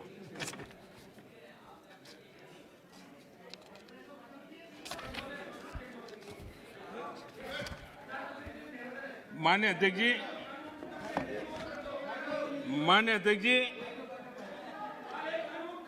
देश का सामर्थ्य बढ़ाने में सभी का सामूहिक योगदान, कश्मीर से कन्याकुमारी तक, कच्छ से लेकर कामाख्या तक, जब हर भारतीय का पसीना लगता है तब जाकर के देश आगे बढ़ता है। मैं कांग्रेस के साथियों को याद दिलाना चाहता हूं कि देश के लिए पब्लिक सेक्टर जरूरी है तो प्राइवेट सेक्टर का भी भागीदारी उतनी ही आवश्यक है। सरकार ने मोबाइल मैन्युफैक्चरिंग को प्रोत्साहित किया, प्राइवेट पार्टियां आई, मैन्युफैक्चरर्स आए। आज गरीब से गरीब परिवार तक स्मार्टफोन पहुंच रहा है। टेलीकॉम में स्पर्धा को प्रोत्साहित किया गया तो मोबाइल पर बात करना करीब करीब जीरो हो गया और डेटा भी दुनिया में सबसे सस्ता आज हिंदुस्तान में है। यहां तक कि हमारी फार्मा इंडस्ट्री, हमारे वैक्सीन निर्माता, क्या ये सारे सरकारी हैं क्या? आज मानवता के काम अगर भारत आ रहा है तो हमारे इस प्राइवेट सेक्टर का भी बहुत बड़ा रोल है, प्राइवेट एंटरप्राइज का रोल है और हमें हमारे देश के नौजवानों पे भरोसा होना चाहिए। हमारे देश के नौजवानों पर भरोसा रखना चाहिए। इस प्रकार से कोसते रहेंगे, उनको नीचा दिखाते रहेंगे और हम किसी भी प्राइवेट एक्टिविटी को नकार देंगे। कोई जमाना होगा जब कुछ सरकार करेगी, उस जमाने में जरूर होगा, किया होगा। आज दुनिया बदल चुकी है, समाज की अपनी ताकत है, देश के अंदर ताकत है। हर एक किसी को अवसर मिलना चाहिए और उनको इस प्रकार से बेईमान घोषित करना, उनके लिए गंदी भाषा का प्रयोग करना, ये कल्चर किसी जमाने में वोट पाने के लिए काम आया होगा, आज वो आने वाला नहीं है। कृपा करके हम, और मैंने लाल किले पर से बोला, वेल्थ क्रिएटर भी देश को जरूरी होते हैं, तभी तो वेल्थ बांटेंगे। गरीब तक वेल्थ बांटेंगे कहां से? रोजगार देंगे कैसे? और सब कुछ बाबू ही करेंगे। आईएएस बन गया मतलब वो फर्टिलाइजर का कारखाना भी चलाएगा, आईएएस हो गया तो वो केमिकल का कारखाना भी चलाएगा, आईएएस हो गया वो हवाई जहाज भी चलाएगा। ये कौन सी बड़ी ताकत बना के रख दी है हमने? बाबुओं के हाथ में देश दे करके हम क्या करने वाले हैं? हमारे बाबू भी तो देश के हैं, तो देश का नौजवान भी तो देश का है। हम हमारे देश के नौजवानों को जितना ज्यादा अवसर देंगे, मुझे लगता है उसको उतना ही लाभ होने वाला है। माननीय अध्यक्ष जी, जब तथ्यों के आधार पर बात टिकती नहीं है तो ऐसा होता है जो अभी देखा, आशंकाओं को हवा दी जाती है, ये हो जाएगा, वो हो जाएगा, और माहौल ये आंदोलन जी भी पैदा करते हैं। माननीय अध्यक्ष जी, किसान आंदोलन की पवित्रता, और मैं बहुत जिम्मेवारी के शब्द प्रयोग करता हूं, मैं किसान आंदोलन को पवित्र मानता हूं और भारत के लोकतंत्र में आंदोलन का महात्म्य है और रहने वाला है और जरूरी भी है। लेकिन जब आंदोलनजीवी पवित्र आंदोलन को अपने लाभ के लिए बर्बाद करने के लिए निकलते हैं, तब क्या होता है? कोई मुझे बताए। 3 किसान कानून की बात हो और दंगाबाज लोग जो जेल में हैं, जो संप्रदायवादी लोग जो जेल में हैं, जो आतंकवादी लोग जेल में हैं, जो नक्सलवादी जेल में हैं, उनकी फोटो लेकर के उनकी मुक्ति की मांग करना, ये किसानों के आंदोलन को अपवित्र करने का प्रयास है कि नहीं? माननीय अध्यक्ष जी, इस देश में टोल प्लाजा, सभी सरकारों ने स्वीकार की हुई व्यवस्था है।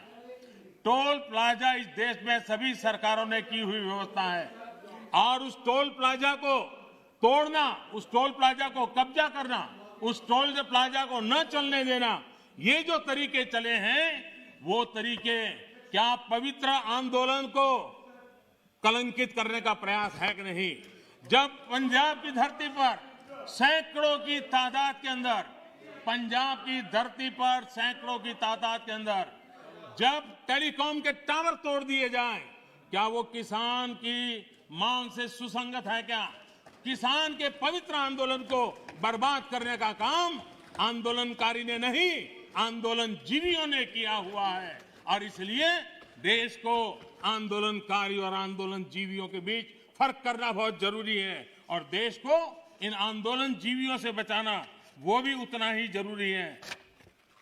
अफवाहें फैलाना, झूठ फैलाना, गुमराह करना और देश को दबोच करके रख देना, देश बहुत बड़ा है, देश के सामान्य मानवी की आशा आकांक्षाएं बहुत है और उनको लेकर के हमने आगे बढ़ना है और उस दिशा में हम प्रयास कर रहे हैं। देश में एक बहुत बड़ा वर्ग है,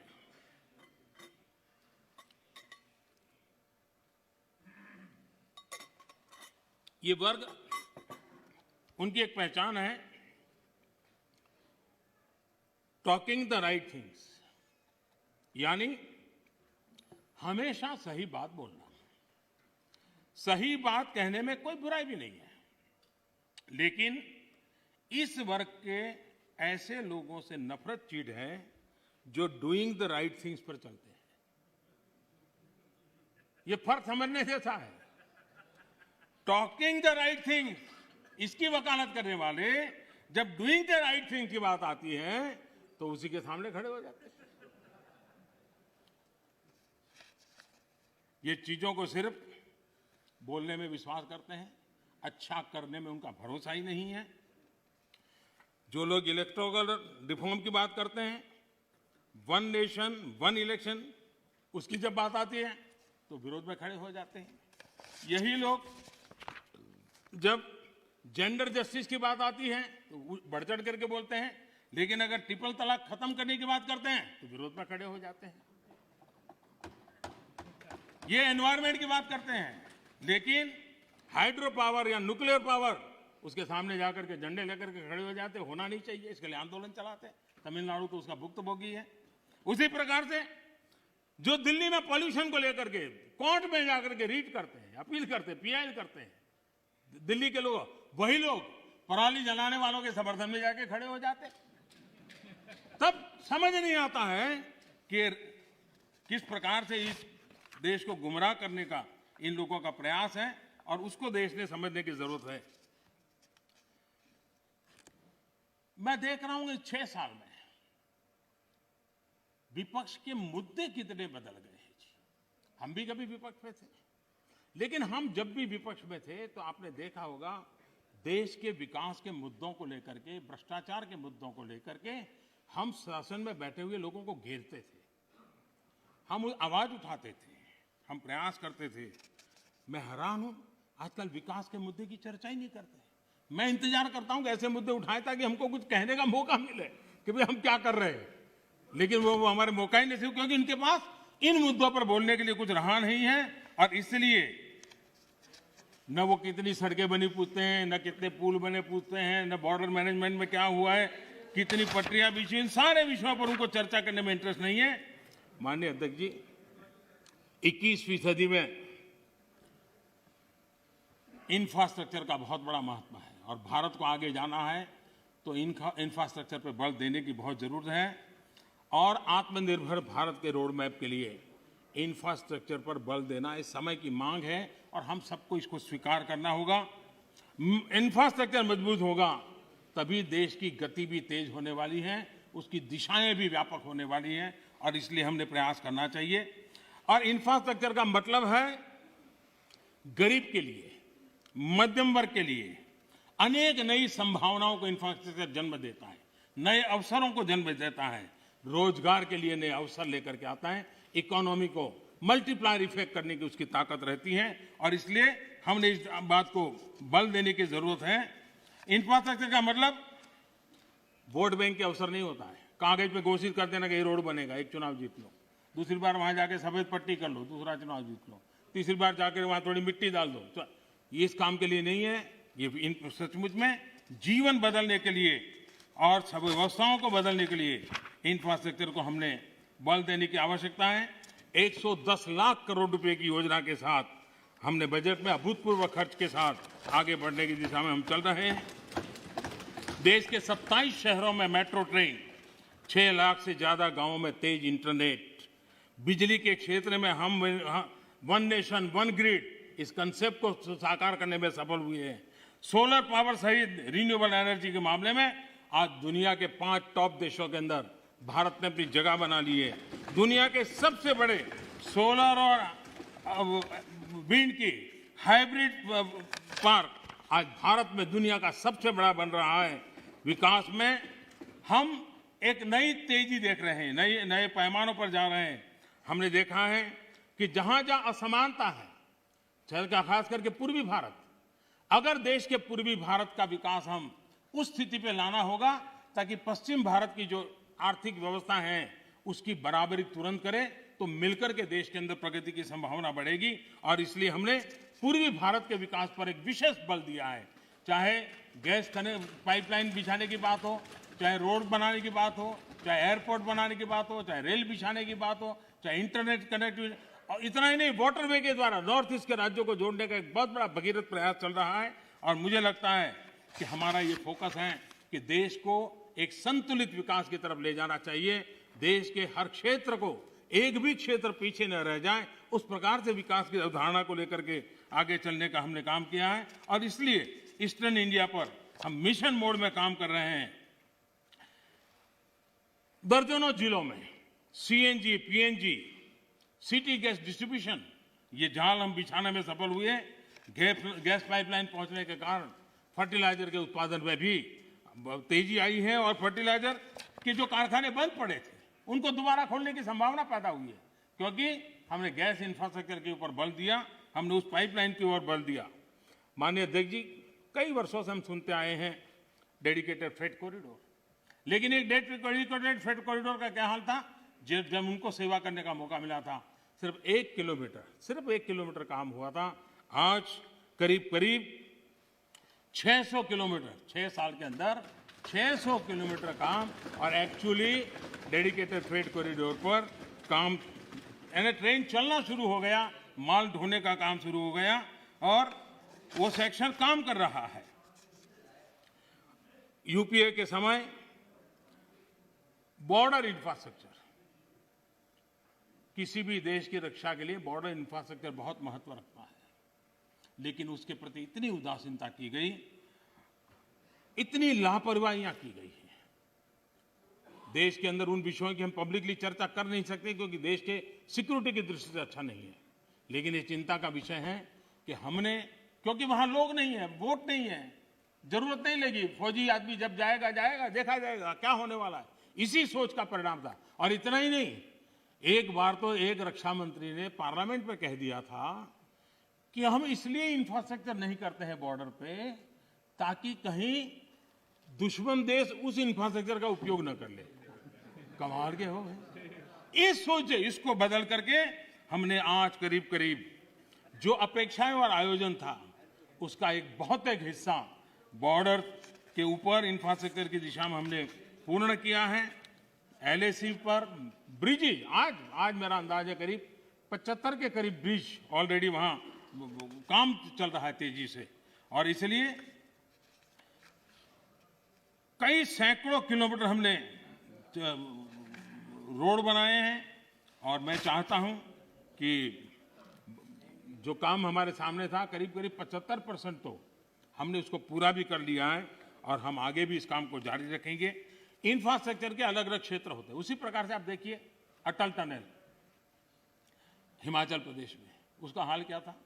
अटल जी के समय जिसकी कल्पना की गई, अटल जी के जाने बाद किसी न किसी फाइलों में वो अटका रहा, एक बार छोटा सा काम हुआ फिर अटक गया, ऐसे ही करते करते चला गया। पिछले 6 साल के अंदर इसके पीछे हम लगे और आज अटल टनल काम कर रही है।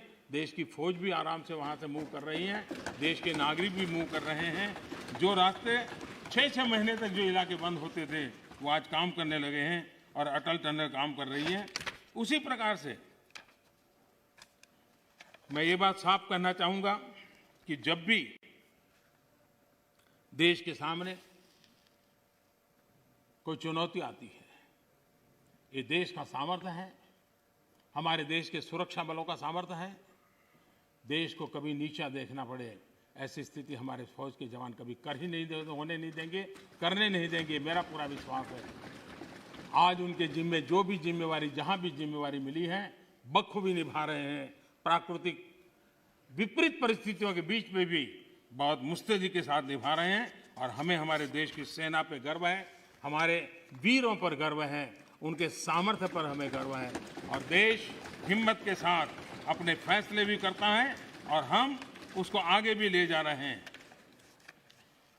मैंने कभी एक गजल सुना था, ज़्यादा तो मुझे इसमें रुचि नहीं है, मुझे ज़्यादा आता भी नहीं है, लेकिन उसमें लिखा था, मैं जिसे ओढ़ता बिछाता हूँ, मैं जिसे ओढ़ता बिछाता हूँ, वो गजल आपको सुनाता हूँ। मुझे लगता है ये जो साथी चले गए, वो जिन चीज़ों के अंदर जीते हैं, पढ़ते हैं, वो वही सुनाते रहते हैं जो उनके कालखंड में उन्होंने देखा है, जो उनके कालखंड में उन्होंने किया है, उसी को वो कहते रहते हैं।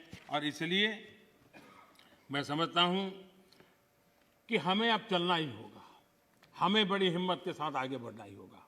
और मैंने कहा पोस्ट कोरोना एक नया वर्ल्ड ऑर्डर जब हमारे सामने आ रहा है तो भारत ने कुछ नहीं बदलेगा कि मानसिकता छोड़ देनी होगी।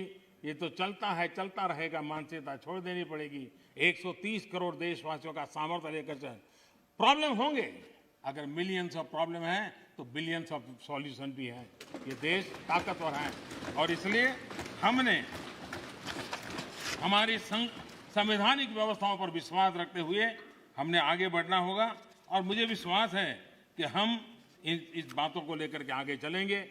ये बात सही है कि मिडल मैन कल्चर खत्म हुआ है, लेकिन देश का मिडिल क्लास जो है उसकी भलाई के लिए बहुत तेजी से काम हो रहे हैं, जिसके कारण देश को आगे बढ़ाने में अब जो मिडिल क्लास का बल्क है वो बहुत बड़ी भूमिका अदा करने वाला है। और उसके लिए आवश्यक जो भी कानूनी व्यवस्थाएं करनी पड़ी वो कानूनी व्यवस्था भी हमने की है। माननीय अध्यक्ष जी, एक प्रकार से विश्वास के साथ एक प्रगति के वातावरण में देश को आगे ले जाने का निरंतर प्रयास चल रहा है। मैं राष्ट्रपति जी का हृदय से आभारी हूं कि अनेक विषयों पर उन्होंने स्पर्श किया है। जिनका राजनीतिक एजेंडा है वो उनको मुबारक। हम देश के एजेंडा को लेकर के चलते हैं, देश के एजेंडा को लेकर के चलते रहेंगे। मैं फिर एक बार देश के किसानों से आग्रह करूंगा कि आइए टेबल पर बैठ करके मिल करके समस्याओं का समाधान करें। इसी अपेक्षा से राष्ट्रपति जी के भाषण को राष्ट्रपति जी का धन्यवाद करते हुए मैं अपनी वाणी को विराम देता हूं। बहुत बहुत धन्यवाद।